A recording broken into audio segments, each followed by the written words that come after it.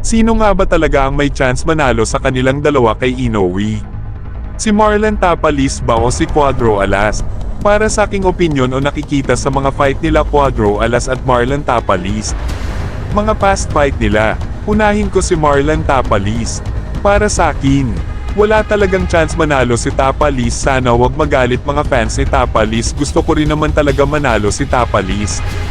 Hindi po ako hater mga boss, opinion ko lang ito. Bakit nga ba hindi mananalo si Tapalis? Si Tapalis kasi hindi niya kayang saluhin ang mga power punch ng kalaban. Lalo na si Inoue, sobrang bilis na sobrang lakas ng suntok. Panoorin ang video kung bakit yan ang opinion ko. Kay Cuadro Alas naman, kaya ko sinabing siya ang makakatalo kay Inoue. Kasi nasa kanya na lahat, may lakas may tapang. Walang kinakatakutan, malakas ang pangabodega. Ni minsan hindi knock-out sa suntok ng kalaban.